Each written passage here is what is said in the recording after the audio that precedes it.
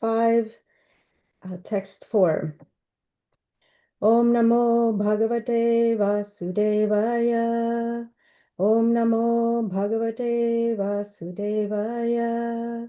Om Namo Bhagavate Vasudevaya.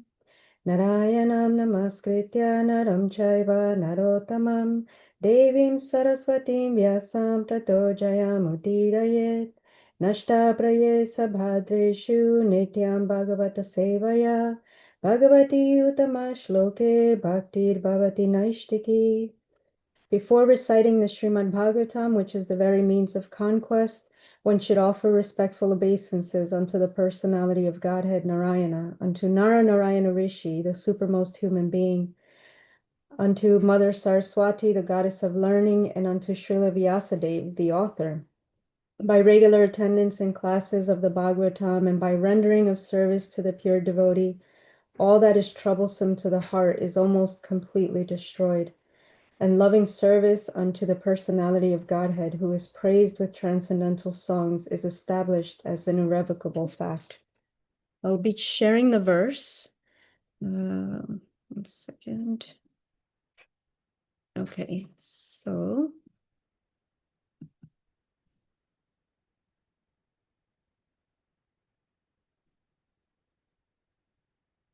so we can see here chapter 4, verse 5.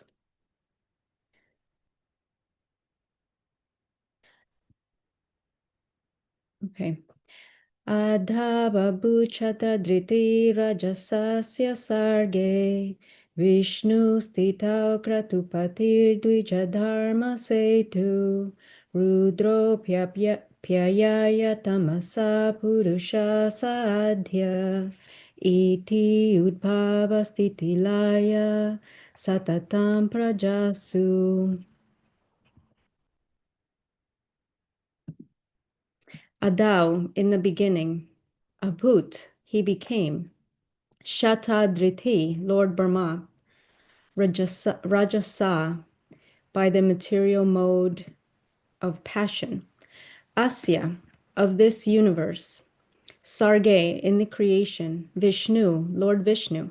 Stitau, in maintenance. Kratupati, the Lord of sacrifice. Dvija, of the twice-born Brahmanas. Dharma, of the religious duties. Setu, the protector. Rudra, Lord Shiva. Apyaya,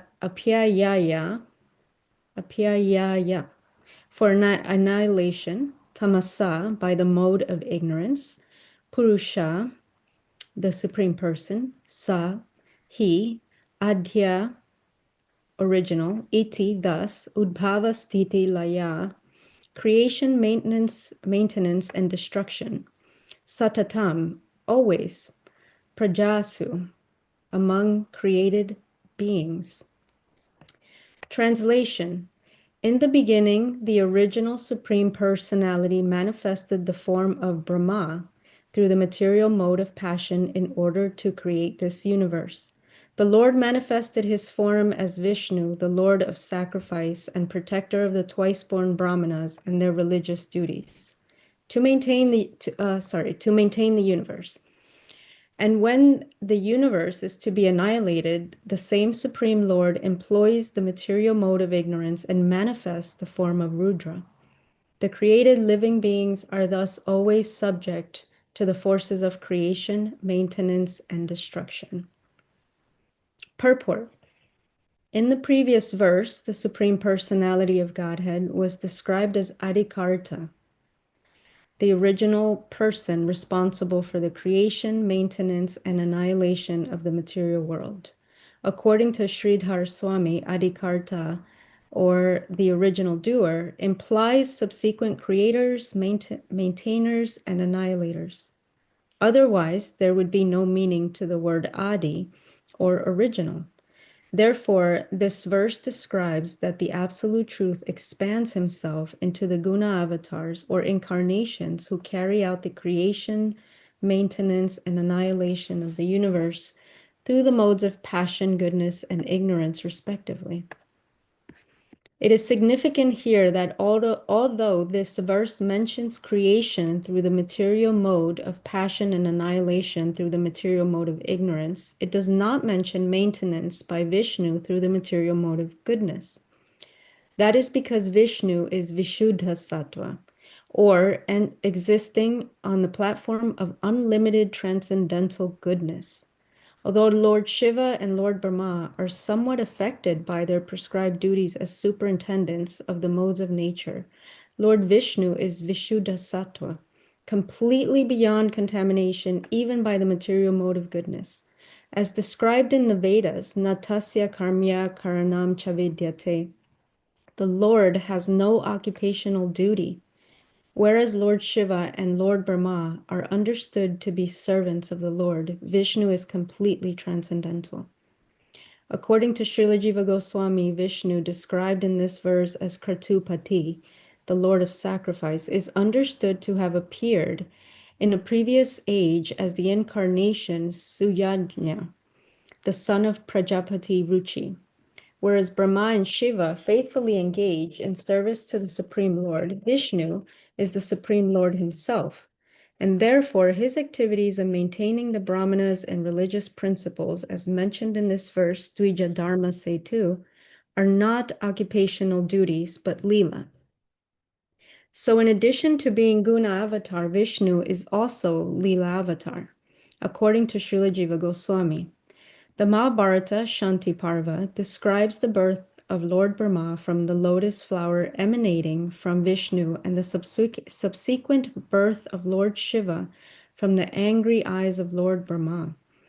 Vishnu, however, is the self-manifested personality of Godhead who enters the material universe by his own internal potency, as stated in Srimad Bhagavatam. Tal loka padmam saueva Vishnu pravivishat sarva gunabhavasam. In conclusion, Lord Vishnu, the Supreme Personality of Godhead, is the Supreme Controller, whose personal form is full of eternal existence, knowledge, and bliss, who is beginningless, but is the beginning of everything, and who is known as Govinda, who is the original cause of all causes, as stated in Brahma Samhita. Still, that same eternal Lord manifests himself as Brahma and Shiva in the sense that the primeval controllers Brahma and Shiva manifest the potency and supreme will of the Lord, although they themselves are not supreme. Go back to the verse here.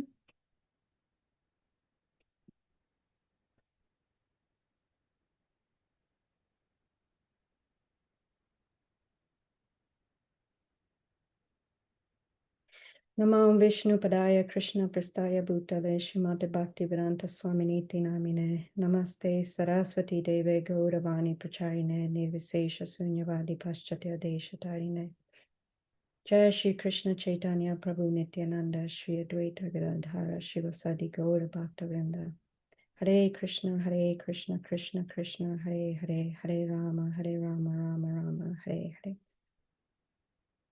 Okay, in the beginning, the original Supreme Personality manifested the form of Brahma through the material mode of passion in order to create this universe. The Lord manifested his form as Vishnu, the Lord of sacrifice and protector of the twice-born Brahmanas and their religious duties to maintain the universe.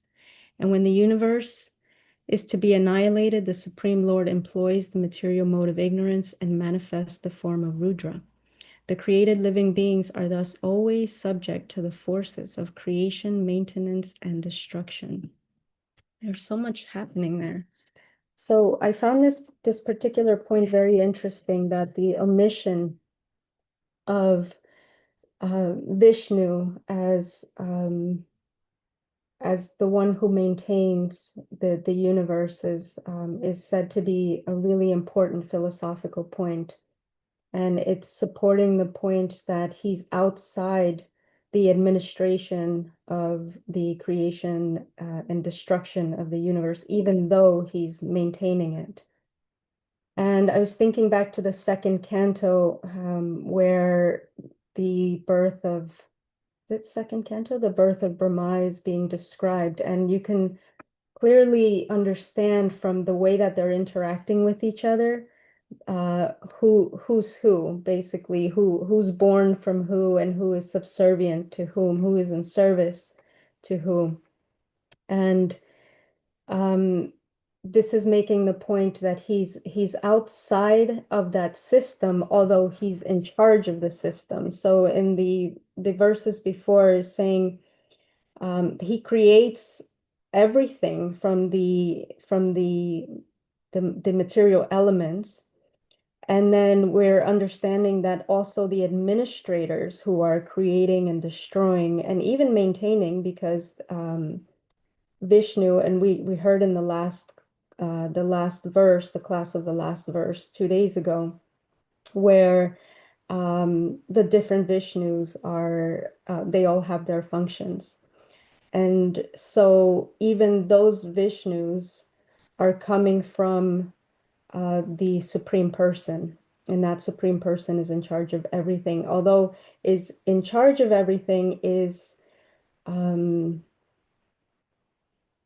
directing everything, is outside of the system. And one of the analogies that is given by Srila Prabhupada is just the administrators of a company. And so we can understand that in our world. The administrators, say you have a CEO or an owner of a company, and they put everyone else in place to take care of all the functions and the duties of that company, but they don't actually, if they don't want to, they don't have to even show up because they've already put the right people in place. See, we have some people here. Okay. Um, so the gunas that are mentioned, it's mentioned that Lord Shiva is in charge of the tamaguna, which has to do with destruction, amongst other things. And then creation is to Lord Brahma in Rajaguna. And then Sattva guna is not mentioned, but it's implied that, of course, we know that there are three gunas in the world or in the material world. But the point that is being made is that the Lord, that Vishnu, is Vishuddha Sattva. So Sattva guna, um, transcendental Sattva guna, that's not tinged, because the gunas, as we understand them here, these three components of the material world, or three qualities of the material world that comprise everything, are always tinged with each other. So you can't separate one guna from another. Even sattva guna is still part of the material qualities. And so there's a category that's beyond that, that's beyond all the gunas. And even sattva guna in the material world, um, just because it's part of the material existence is going to carry with it. It's like a pie chart, the gunas being, different aspects of the pie chart, and you can't separate one from the other. It's not like here's exactly the delineation where um, Rajaguna ends and then Tamaguna begins, and then we can erase them all and then have Sattva-guna. Even in Sattva-guna, um, there's some, I don't want to use the word contamination, but there's some contamination of the other gunas. And so the point that's being made here is that there's a quality or a transcendental beingness that is outside of all of that. And another one of the really nice analogies that is given by Srila Prabhupada is of Krishna as a spider that is weaving a web. And even though he's touching like a spider creating a web, is in not only does the element that is creating that web come from the spider, but even when it's going back and forth creating this web, it's not subject to being stuck in the web that he's creating, whereas all the other, say, insects would be. As soon as they come into contact with it, they're stuck. So that's another way to understand how you can be in charge of some of elements, energies, and be outside of them. So when it comes to the gunas, I think it's important to remember that these are the energies of the Lord, because it's important to take the right attitude towards them. We cannot, just by willpower alone or taking an attitude of, say, I'm going to just be outside of the gunas and they won't affect me. It doesn't work that way.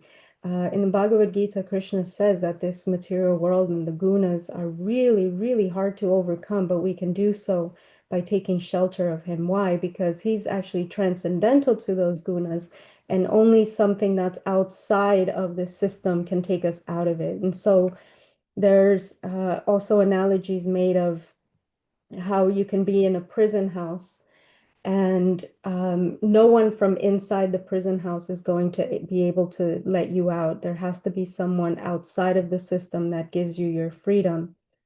And interestingly enough, one of the ways that we have that we engage in this world is trying to make ourselves very, very comfortable in it. And I was thinking this is similar to if we were incarcerated somewhere, um, and we tried to just make the best out of our lives there to the point that we actually wanted to stay there and didn't realize that we were in a situation that wasn't desirable for ourselves, for our growth.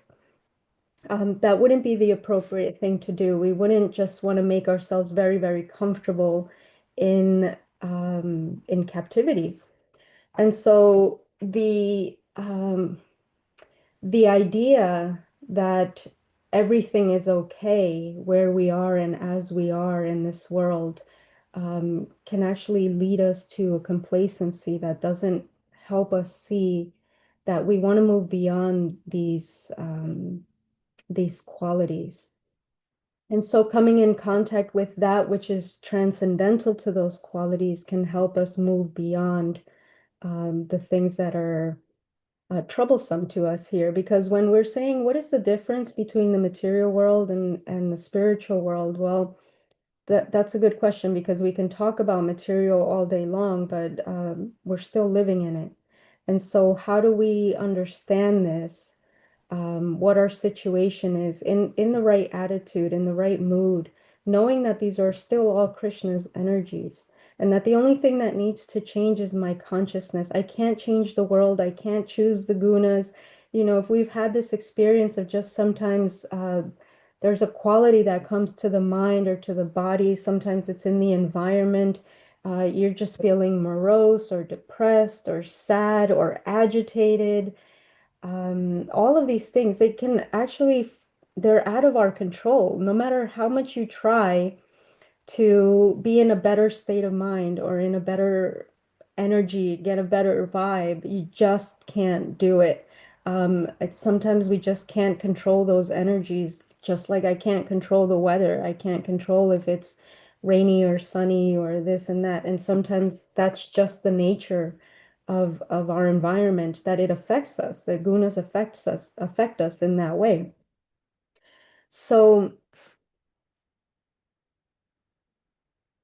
considering how to have the right attitude towards Krishna's energies and still understand that this is we want more than this, because we don't want to always be subject to the movements and the fluctuations. How do we understand material and transcendental?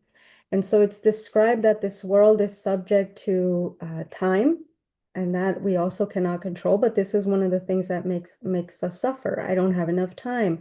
This body is going to die, or I'm running out of time. I didn't get to do this. I didn't get to do that. I'm so busy. I'm overwhelmed. I'm stressed. We're going to lose things that we love, that matter to us. Those things are very painful. And so being subject to time is one of the qualities of this world. Also, space, being subject to space. There's especially living in a city, you come to understand that, yeah, space is a very difficult thing sometimes, but space and all the things within it are also out of our control. We're running out of space. There isn't enough space. The space is inadequate. All of these things can make us feel rather uncomfortable. And then there's also our understanding and our mind. So we can only understand to the capacity that our mind can understand something. And when we don't understand things, that also brings us confusion and um, well, all the things that can come from being bewildered and confused. And so that's the nature of the material world. And then outside of that, there is no limitations of space. There's no limitations of time. And there is full and complete knowledge. There is no limitation of our minds because we can't understand here. A few verses ago, it was said that it's even foolish to try to understand all the qualities of the Lord. It'd be like trying to count all the grains of sand in the world. And that just, I mean, imagine that's just one planet, and we couldn't even conceive of doing that. So, understanding what is material, what is transcendental to that matter, can help us understand or have the right understanding, the right mood to these energies, because we actually can overcome them. But it is they are very powerful, and we come to have grief, we come to have misunderstandings, we come to have pain in our lives. And that in and of itself is just part of our world here because of those things. But we can see from the Srimad Bhagavatam how the people who actually know what's going on, who are in service to the Lord, and who have come to understand things, how they respond to those things. So it doesn't mean we don't find the Bhagavatam full of people who don't have feelings and who don't have grief and who don't have discomfort. The difference is that they actually know what to do, and they know how to be with that, and they know how to then direct the energy towards the absolute truth, towards that thing which is transcendent to the miseries of this world.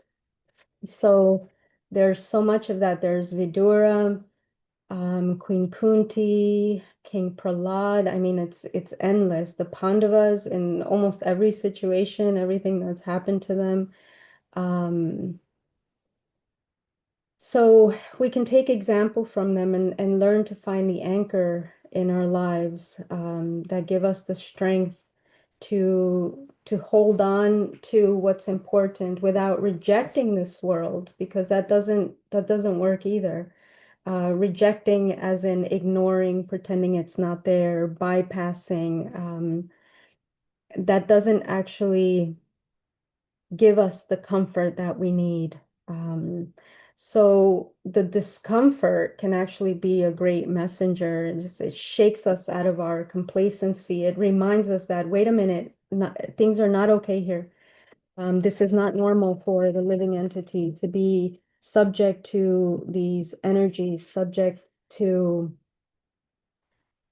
these qualities that are they're very different from us, because the soul itself is not material. It's just engaging in a sense. We're engaging with the material world, but it's different from us. We don't actually uh, perish. The soul doesn't suffer, is always in bliss. And so I think this gives us a very good way of helping us see where we should direct our attention to. This is probably one of the biggest obstacles in our Kali Yuga, is our attention and what's taking our attention. The age of technology that doesn't let us focus, it drains our energies, our resources, it fragments the mind. It's just more apps, more websites, more gadgets, more more things that need to be attended to. And then we lose time, we lose that energy that we need um, to actually focus on the things that are important, that thing that is transcendental to the time, the space, the understanding. Um, and so that's our struggle. That's what the gunas do to us. They kind of bewilder us in a way that um,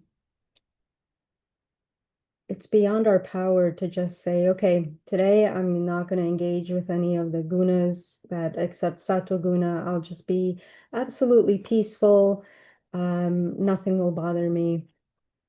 Um, I won't come into any laziness, any sadness, any moroseness. Everything will just be perfect. Like, if we ever tried that, we come to find out very quickly that these things are outside of our control.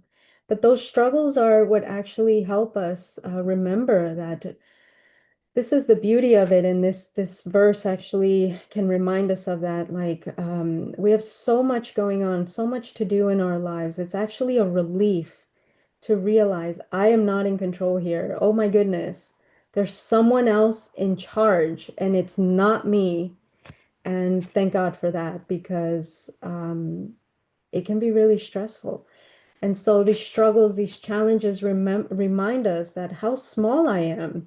I can't overcome the gunas. I can't even overcome my own mind. I can't even overcome, like, if my body feels tired today, or is, picks up some cold, some virus, some flu, what to speak of other things. What can we do except bring our attention towards the things that are beyond that? So moving beyond the mechanics of the world, bringing the right attitude and transforming our acts into service by offering everything, our thoughts, our sentiments, our actions, all of our everything that we are towards the Supreme, transforming those acts into service, into devotional service, puts us directly in touch with the thing that can take us out of here. The thing, it's not a thing, it's a person, the person that can take us out of here. And that's the power of Krishna consciousness, to say, okay, here's a situation of the world. I don't like it. These are Krishna's energies. And how do I move beyond this? How do I come to see him in everything and everywhere, and connect with with that person? So the last thing I'll mention is, so we can use the mode of goodness, and we must, because that's actually the only place. It's like going back to that analogy of being in a prison house. You actually have to be in the mode of goodness to be able to be let out, to get to a place where someone can evaluate and say, okay, you've done what you need to do, and you're free to go. So we don't want to be in the mode of goodness so that we can stay here, or we can stay in that situation, but we want to be in the mode of goodness so that we can then be in a situation where we can be released from that place. So one very practical thing is to observe, what is it that I'm already doing that's in the mode of goodness, and using that as a way of encouraging ourselves and encouraging each other, um, to see where we can make ourselves stronger, where we can grow. Sometimes it's very easy to just think about what we're not doing well, what we're not doing right, what we're getting wrong. Um, but what about the things that we are doing, so that we can find that encouragement and say, look, I am engaging with these energies, and I can grow from here, rather than thinking I'm always rotten, I don't do anything, I don't want to chant, I don't, what about the times when we do want to chant, when we want to chant, want to chant, or want to chant? All of these things are important because they are the things that are going to strengthen us. So I think it's important to remind ourselves, like, what am I already doing? And what is it that I would like to do? Um, so Yeah, I'm curious what everyone here thinks about these ideas. Um, Especially the idea of taking the right attitude towards the gunas and towards this world. Um, how does everyone else see it? I know it's quite easy to reject that which can sometimes put us in difficulty, but sometimes those difficulties, if they remind us of what we're trying to achieve, what we're trying to accomplish, and remind us that, wait, everything is not okay here. And I want to get to where everything is okay in my consciousness, then those things have a different value. Um, okay, so let's see. Any thoughts, comments, questions, key ratings, corrections?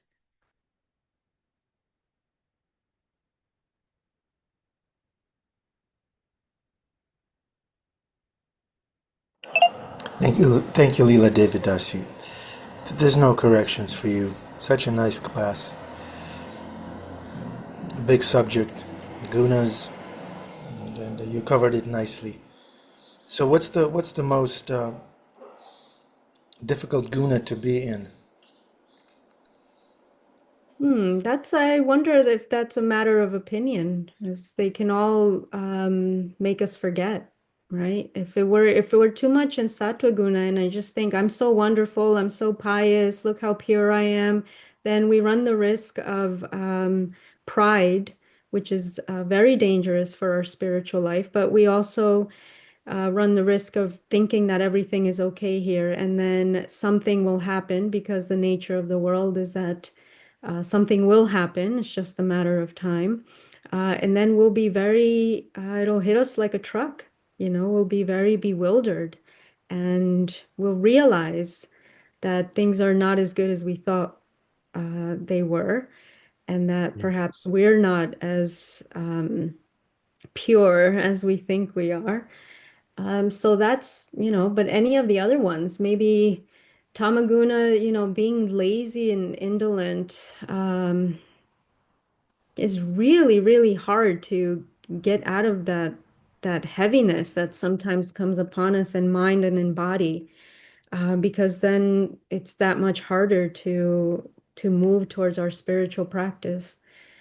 And to be in Rajaguna can just, right, that can just bewilder us like nothing else, lust and anger and all of those things that go along with Rajaguna. Adventure. Yeah, adventure, is that what you said? Adventure? Yeah, Well, I just wanted to say that when he asked about which mode, of course, you're right. What you said, it depends on who you are. Obviously, someone like myself who very much wallows in the mire, goodness is a tough one. It's not constitutional. But I've met many devotees. You're like, man, you got like a few lifetimes head start on me here. You've been here before. We meet them all the time in the movement. And you see that you have this constitution. The important part is that Prabhujini. Um, Could you explain, maybe give a brief example how all three gunas and the admixtures thereof are all applicable to be used in Krishna consciousness? Could you give us hmm, examples, like from the Bhagavatam or something, very quickly? sure. Well, one of my favorite examples is that Tamaguna is we need sleep. We need sleep to be able to enjoy the best part of the day, which is the early morning. And so when we start, the idea is to work with them, not against them, because again, they are much more powerful than us. We didn't make them up. Someone who's in charge, deemed it necessary that these things are going to move um, the material nature and create those cycles of, creation, destruction, and maintenance. And we can use that in our daily lives. So in the morning or during the day when Rajaguna is predominant, there are times in the days when they are, and you can look that up. But we use that to, when the mind is active, we use it, we can use it for study, we can use it for work, we can use it to get the things done that are going to better our situation and put us in a good place, perhaps cleaning or, exercising, whatever the thing is. And when we start to feel that, okay, now we're in that time of day where it's starting to get dark, everything's slowing down, things are getting quiet, there's a heaviness, I don't want to think anymore, perhaps it's time to take rest. And so it's just like the cycles. Everything is made perfectly. Our bodies know what time of the day it is, what season it is, and better to work with it than against it. And then we can be in a balanced place to think clearly, to be able to practice at the best times. And it's individual for everyone. Some people do better in the afternoon, some people in the morning, but not working against the gunas. And also, even our digestion is activity. It's Rajaguna. We need to digest our food well. So understanding those things, just paying attention, going a little bit more natural, I would say, in the sense of let's see what's going on in the environment around us and in our own bodies and our own minds. What are the cycles? What are the energies? How is it affecting me? And to start tapping in because our attention's all out, out, out. Technology, apps, this, that, and artificially turning on lights so that we can be up a little bit later and then it affects us the next day. So we want to work with Krishna's energies, not against them. Um, so I think it might be different for everyone.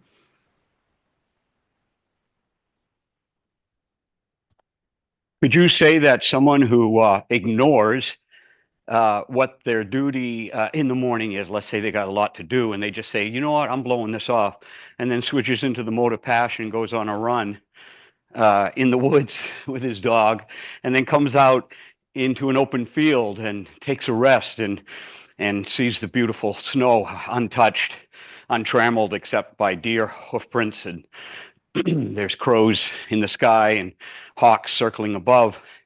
And you think of how wonderful Krishna is with this nature, and that somehow you got here by at first ignoring, some duty, and then using the passion to go somewhere where your heart's telling you to go, and then getting there. I'm out of breath, and saying, and using that time, that stillness, where nobody else is around and there's nobody bothering you, whispering in your ear to do this and do that, that you use that moment to contemplate Krishna and his wondrous paintings. Would you say that that's like a proper use of the gunas? I think it's individual for everyone to know to come to understand what's best for us. Krishna knows. He knows when we're trying, he knows when we're having difficulty, probably better than we do. But if the point is to remember Krishna and to not forget, then that's something that each individual has to gauge. Um, we also shouldn't be so hard on ourselves. This is the journey of many, many, many lifetimes, and there's a balance to be found between the urgency of it, because it is urgent, and also remembering that this is to be Krishna conscious is our true nature.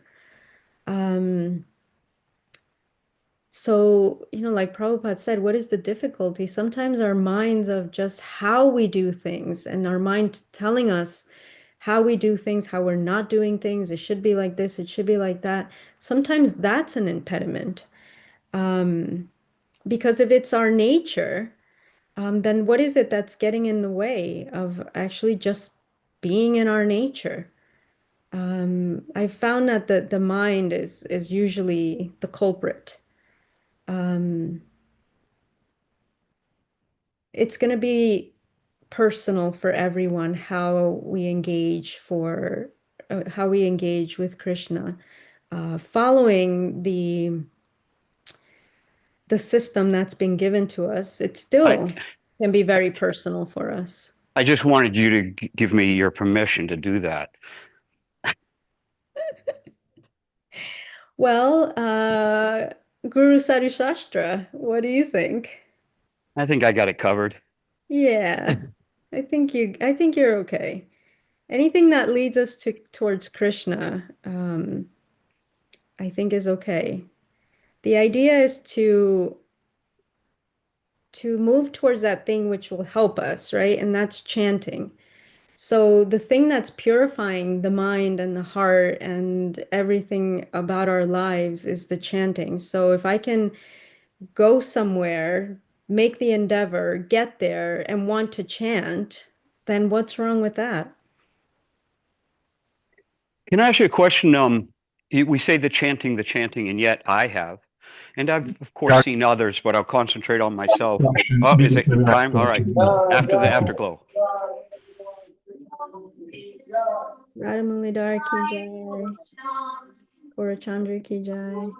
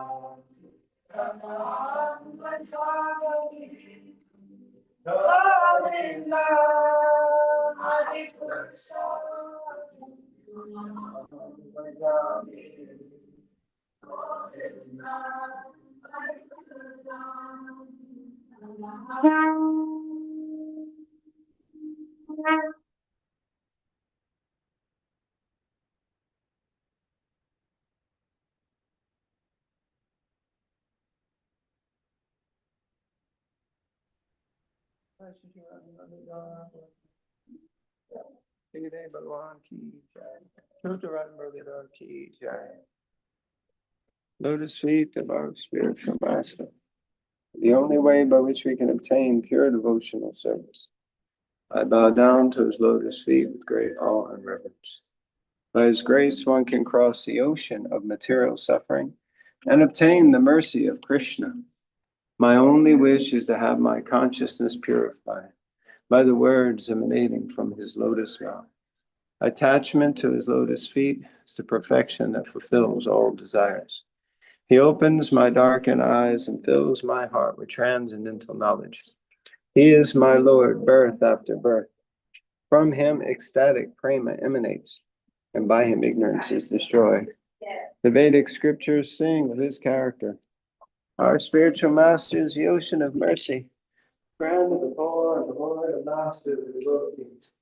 Oh, master, lead us in our right, and give us a shade to your sea. May your fame be spread all over the three worlds. We take shelter at your lotus feet.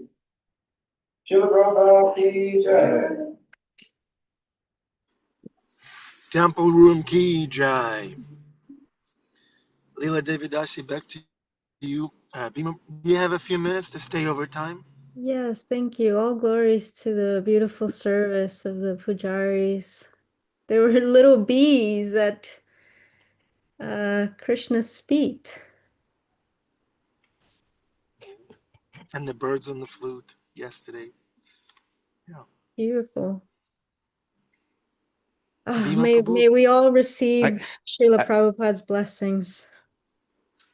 I got the birds out here, but they're crows. They don't sing as sweetly as the birds at Krishna's feet, and certainly not as sweetly. They don't sing at all um, as Krishna's flute. I just wanted to say that I was reminded about this. It was like a video commercial, promotional, showing a young New York uh, woman, Mataji. Actually, she wasn't dressed like a Mataji. She was like coming from work. It shows her coming out of a building. She's opening up the door and she's looking at her watch and she's racing. She's getting on the subway and she's getting bumped into. And then she finally makes it across the street and into the Bhakti Center and up the stairs. The camera is following her. And she goes into the temple room and her eyes go upon Radha Murlidhar. And there's a Chuta Gopi at the harmonium, and then the promotion switches to Achyuta Gopi singing, and her finally coming to rest in a lotus pose and smiling, like all her stress, like everything was like falling off her back while she was going up the stairs. And then when she sat in front of Achyuta Gopi singing with Radha Murlidhar, her life had changed. She was bright. Like they actually showed her. In fact, it was probably for real. Her face brightened, So you can see that the mode of passion, you got to fight through the mode of ignorance, the cement of New York City, this great ashen mess of New York City. You got to fight through it and make it to this shelter, this sanctorium of the Bhakti Center or morning class. Yeah, I remembered that. So people don't have to run in the woods. People can run through the city to the next kirtan. Hare Krishna. Yeah, Hare Krishna, and even just coming to class online, making the best use of the technology that we do have so that we can dovetail it. Yeah, thank you. There was a question by Shobha and Naratam Nitai Das. Is that the question you wanted to answer about chanting? No, I want to answer the question about the three gunas and like Oh, what using any. it Yeah. appropriately. Yeah, go ahead, please share your thoughts. Yeah, so I think out of the three gunas, the most like I would say difficult one is the mode of passion because of the fact that it's a slippery slope, especially for me or maybe some devotees because and like I'm like it's like as devotees is for maintaining our sadhana, we're usually in the mode of goodness or higher. But if we go into the mode of passion, start slipping, um, it's sometimes very difficult to get out of it. Like a lot of different emotions come, like anger, and stuff like that, and then it's just it's like Bhagavad Gita verse 262, 63. It's like how from anger delusion arises. So yeah, so it really it's a very slippery slope, and um it can make a person lose like a lot of things in their life, like their friends, the respect they have, and a lot of other things, things that they like worked hard to build in their life, especially relationships. It can really, you know, it can really have a turn in that.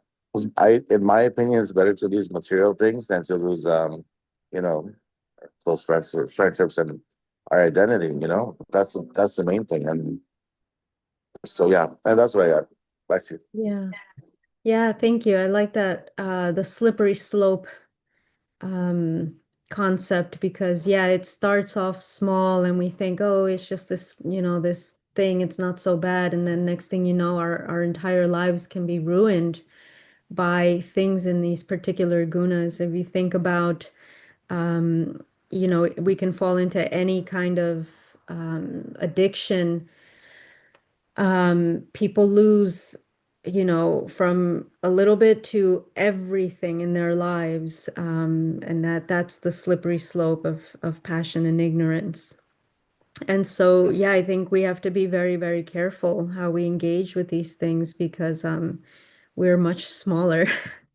But yeah, I agree with that. Thank you for sharing that. The slippery slope of the gunas is nothing to play around with, which is why we need to take shelter.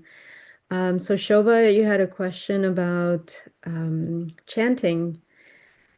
Sometimes when we fall off the chanting wagon, and then it's very, or any part of our practice, and then it's very difficult to pick it back up.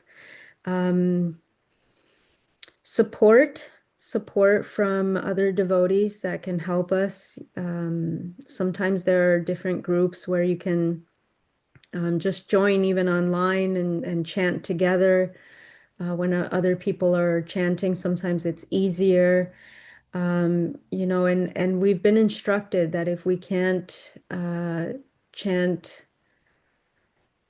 just chant one round or chant one mantra or chant one word, or just pick up the bead bag and just hold it, just showing that I want to do this.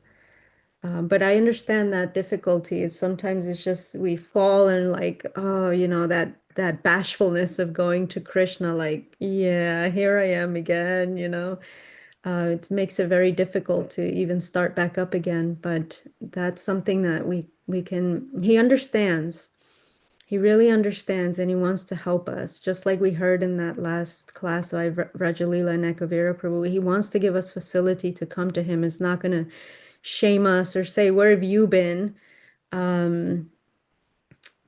Yeah, he knows that it's difficult here, and to want to keep showing up no matter what. Just show up, hold the bead bag, one mantra, one word, and then take shelter of the devotees, take shelter of Bhagavatam, listen to a class, put on Prabhupada chanting, try to find all the just whatever ways, like when a child doesn't want to eat what's good for them, the parent tries to find, okay, how can I get them to eat something healthy? I'll blend up these vegetables and I'll hide them in the spaghetti, and then they'll get what they need. Trying to find intelligent ways to give nutrition to the child. And in that way, we try to find intelligent ways to give nutrition to the soul.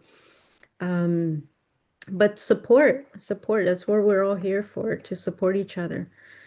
Anybody else have any idea? Bhima Prabhu, you have an So idea? much to say, too much to say.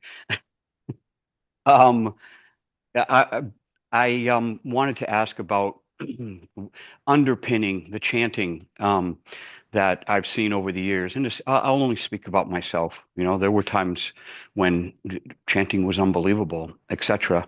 But because I was sort of like skirting around the edge of something that needed to be taken care of psychologically or something like that, it was sort of like I didn't have the desire, not about chanting, but about having, the corrections take place and the growth to take place, to move to the next level, maybe perhaps go from passion to goodness, let us say. And so you fight against it like a prodigal. And that desire underpins the chanting process. That Radhanath Swami says you can chant for 1,000 lifetimes, but if you don't have the desire for Krishna or the desire to want to move forward, it will go nowhere. You'll have a desire for something else, and that chanting will facilitate that desire the way Krishna does. What is your take on that? Have I misunderstood that? I just see that, until calamities, like you said, a truck getting hit by a truck, sometimes that truck is the best thing that ever happened to you, Mm. because then you start chanting like the genuine cry of a child for its mother, then, when the calamities come. So, is it necessary? Well, I guess you're right. For every person, it's individual. Some people don't need a calamity to wake up. But what is your take on that? Desire versus just numbers of rounds. The desire is important. We heard from Lila and Ekavira about designing your desires, and the important thing, I think they're very valuable because desires drive everything. They design our lives, for better or for worse, and we have to take responsibility for them. The reality of desire is that the lust that we have in this world for anything other than Krishna is just the perverted reflection of love of God. And I think that's really important to remember that we do desire, we ultimately desire Krishna. Those gunas come and cover us, and they cover our consciousness, and they just reflect what's real, and then all of a sudden we have desires for everything but Krishna. But ultimately that's what it is. The desires are in this world are the reflection of the desire for Krishna, of love of God. And Prabhupada says that over and over in the Bhagavatam. He says, lust is just the perverted reflection of love of God. And so when we can see, oh, I do have desires, yes, that's okay. The Bhagavatam says, or Krishna says in the Bhagavad Gita, whether you have no desires or all material desires. Wait, is that Bhagavatam? I think that's Bhagavatam. We're meant to go towards him. Desires don't actually disqualify us. We just have to find the way to remember that we want to desire something higher than what's in this world. That's what's made of matter and what's temporary and doesn't actually satisfy the soul. So, yeah, desire is really important, and we have it, but sometimes it's misdirected. So, our energy is not misspent if we start to take our desires and start to move them towards something higher, towards Krishna. Back to where they belong, really, because that's all we want. We just want Krishna. We just want to satisfy that need to be under the shelter and protection of where we come from, to the desire of being around the devotees and to be reminded of what we've forgotten. I think our desires are absolutely essential to look at them and be honest and say, oh, okay, I'm desiring. How do I find a higher aspect of this particular desire? Because we talked about the Lord being transcendental to the gunas. He's said to be near guna. So without gunas, without qualities, but it doesn't mean without any qualities. It means without material qualities. So outside of the gunas. And the jivas, that's us, we're not desireless. We're not meant to be desireless. It's just that our desires are meant to be directed in the proper direction, which is Krishna consciousness and Krishna's service. We're never meant to be desireless. We can't be. So, yeah, desire is very important. Let's take a good look at them. Let's be honest and let's try to find a way to reform. Just like, people, when someone has a substance abuse problem, they go and find support, a group, someone to help reform them. When we have improper desires, we go and find support, someone to try to help us reform. And that is the chanting, that is the Bhagavatam, that is the association of the devotees.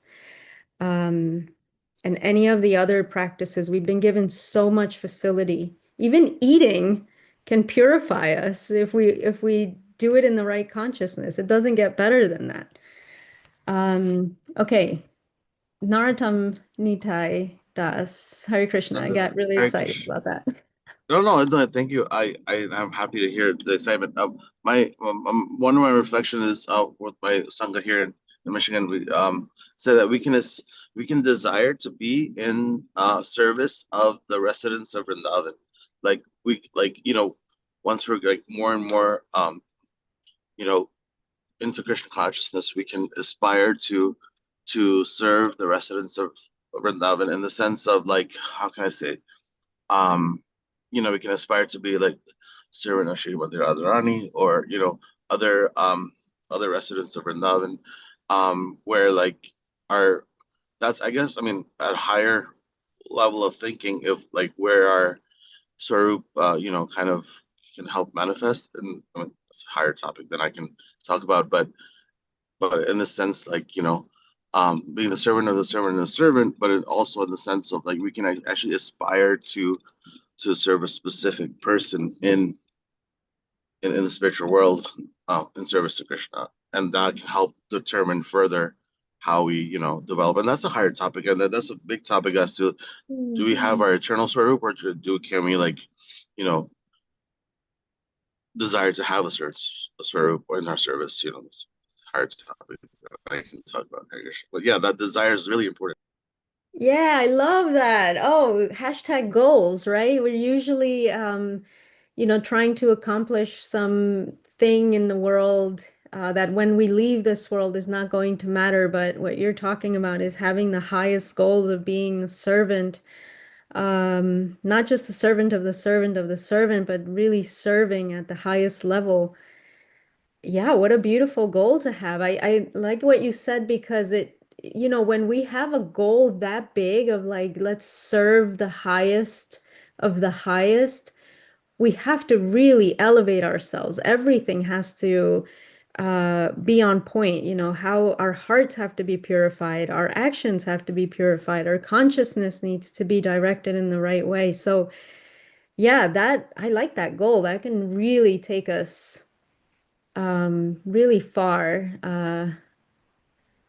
in our consciousness because we can't sometimes in our current state we wouldn't make it there. We wouldn't be allowed in, they'd be like check you at the door like, sorry, you got to come back later.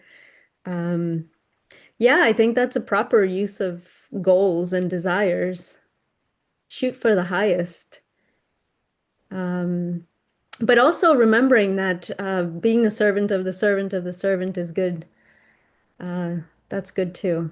That's really good. And serving our loved ones, our children, our partners, anyone who's been given to us to take care of in this world. It's practice. We practice here, we can do it, there. Bhima Prabhu, is that a new hand or is that a previous hand?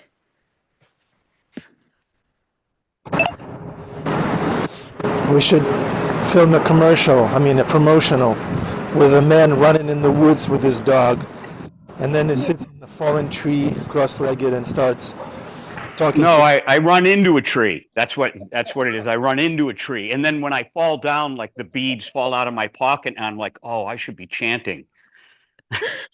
Oh, Hare Krishna. You're so funny. I always appreciate hearing from you. Thank you so much. Sadhvi, Hare Krishna, nice to see you. Hare Krishna. Lila, thank you so much. My takeaway is that we should take the desire and find the higher aspect of it and offer it to Krishna. And with the support of the devotees, it'll be successful. Without the support, like you said, we don't have a chance. We're We don't gonna stand a chance. choked by the gunas. The gunas. What's the exact translation of the word guna? Is it rope? Rope, the ropes that bind us. Yeah. Is it the rope that like the Sanskrit for guna? Is guna? What does guna mean? Rope? I don't know. I'll find out. Is I think Krishna? it means like qualities, like, right? It's the quality. Like, how can I say goodness? passion, ignorance, right? It's like the quality of our consciousness. Yes, like Yeah, It it has also means multiple like, meanings. It means yeah. both quality, it also means rope. yeah, And there you go, so it rope. ties you down in that sense. And also, how you make a rope is you take three strands and you weave them together. You kind Oh, of braid them together, and that's how you get the three modes. And then you take the three more ropes like that, and you get nine. And you take nine of those and make a thicker rope. It's 9 times 9 is 81. And then you add the original three, and you get 84. And that's how you get the 84 lakhs of species, which is a combination of all the three ropes to begin oh. with.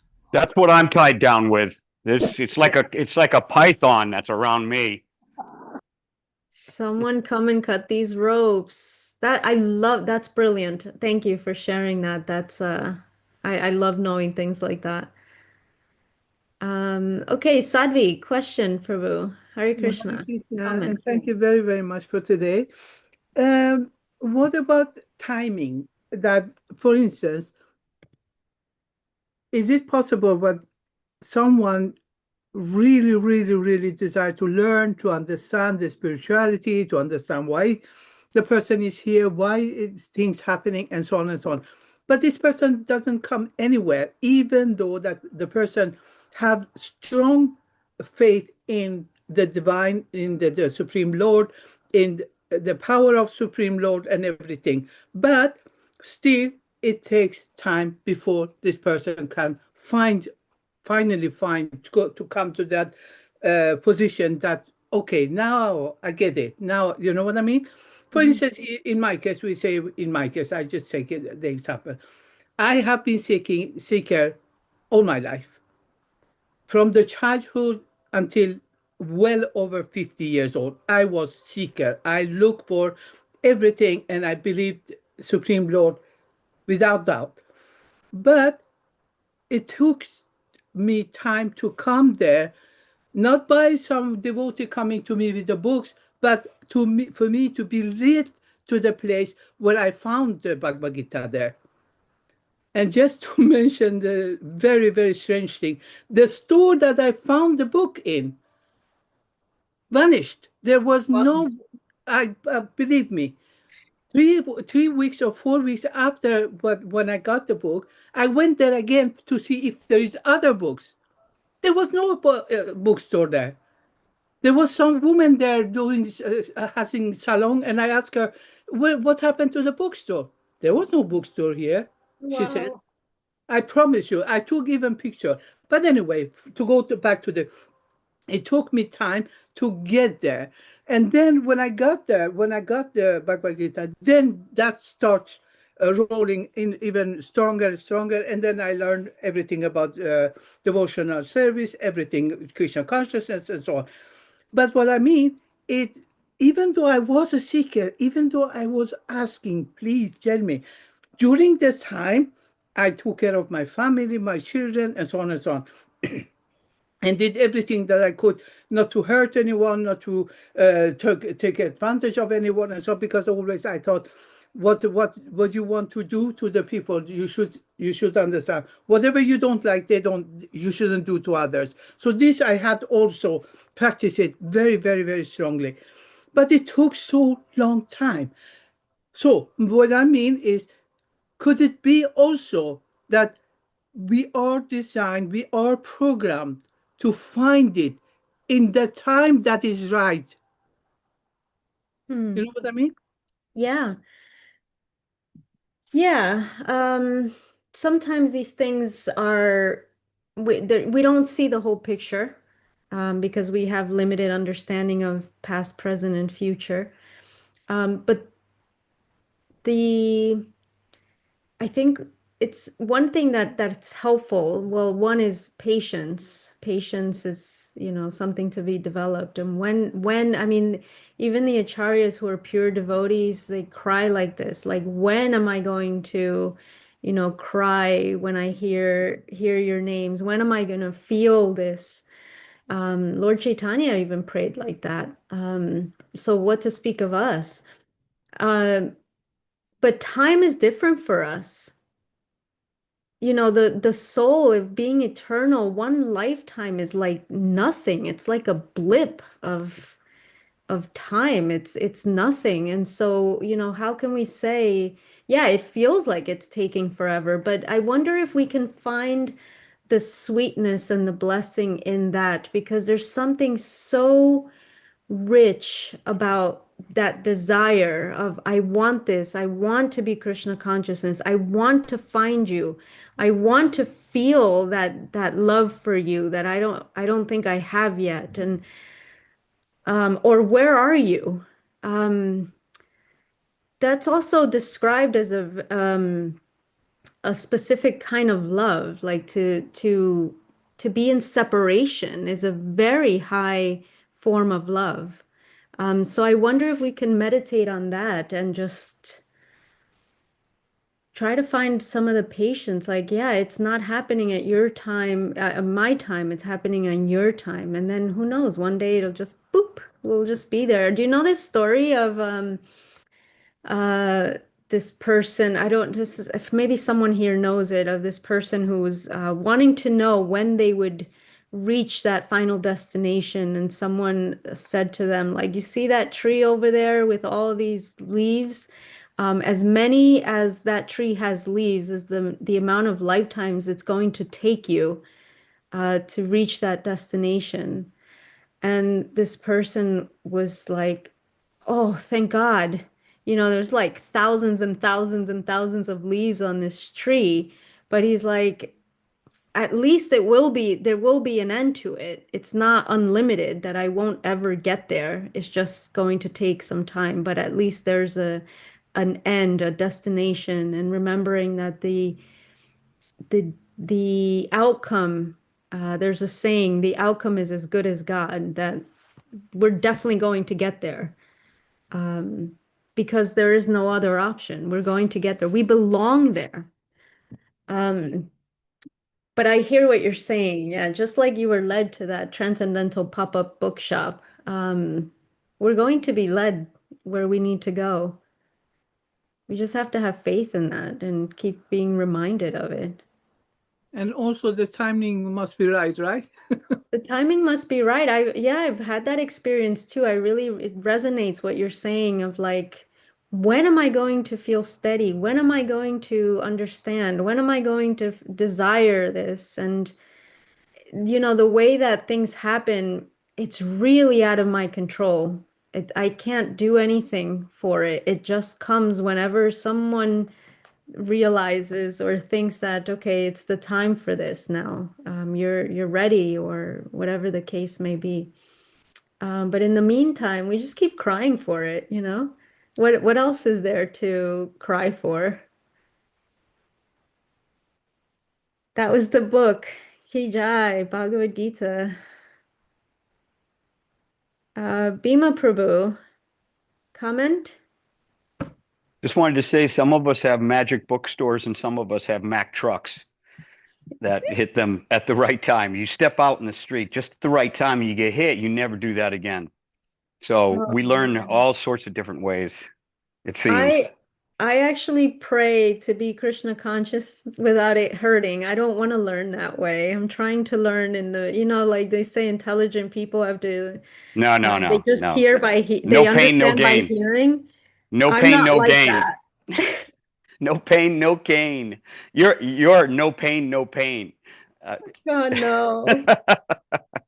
I'm trying to learn the intelligent way, but it's so hard. It's Uh, like George Harrison said, "It takes so long, my it's lord." so I long. really want this, but this is going to take a long time. Meanwhile, somebody asked Prabhupada, it's a famous statement Prabhupada made. How long does it take to, become Krishna conscious? And how many lifetimes? And Prabhupada said, 1 moment. Yeah. And then he said, don't you read the books? One moment, and he meant it. It was He so meant it. instant. Just one moment to be That's Krishna the Mack truck. consciousness. That's the kind of, yeah, we need a Krishna truck to come and hit us with it. Full of Bhagavad Gitas. It just hits you on its way to the magic bookstore. Yeah. Narottam Das.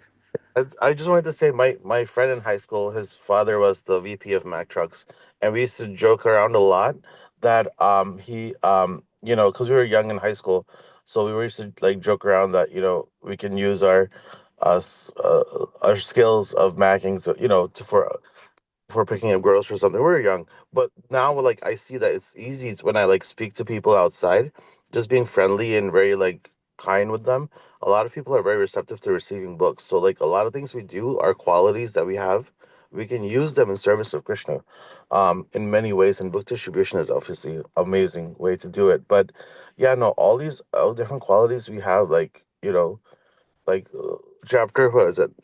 Chapter 9 verse 27. Like I forget the exact Sanskrit, but like whatever you do, offer it to Krishna, right? And so, but like just contemplating on that, like there's a lot we can do in service of Krishna. And even if I don't have my full desire, right, like to be out in the streets chanting Harinam every single day, like we do in NYC. If I can't make that happen, I can do whatever I can, even distributing books. It's still service that's very much appreciated. So go ahead. Jai, yeah, we gotta do every little bit. We one day at a time, one mantra at a time, one Bhagavatam class at a time. Oh, thank you, friends. I love you guys so much. Bhakti Center's so special to me. Thank you, Lila Devidasi. Wonderful class. Thanks everyone for the contribution to the yagya. Okay, Annabelle, Isaiah, Sage, and Sky, if you're still here, please unmute yourself and chant loudly. We see Isaiah is here, that's good. Isaiah. It has to be loud. There's one thing that we need to make sure happens. It has to be loud. Okay, Isaiah, loudly. Hare Krishna, Hare Krishna, Krishna Krishna, Hare Hare, Hare Rama, Hare Rama, Rama Rama, Hare Hare. Thank you very much, Isaiah. Beautiful. Thank you so much. Thank you very much for today. Hare Krishna. Hare Krishna, Thank you. Prabhus. Thank you, Leela Devidasi. Thank you very much, Srila Prabhupada. Thank you, Srimad Bhagavatam. Thank you, Pop-Up Store that brought Sadhvi to Prabhupada. Yeah, we never know. Yeah, being tossed around by the gunas is not freedom. I will post the It's- picture of the store so you see on the WhatsApp chat. Please, Sadhvi, please, Yeah, thank you. please. Okay, Hare Krishna, Hare Rama. Hare Krishna. See you tomorrow. Haribol.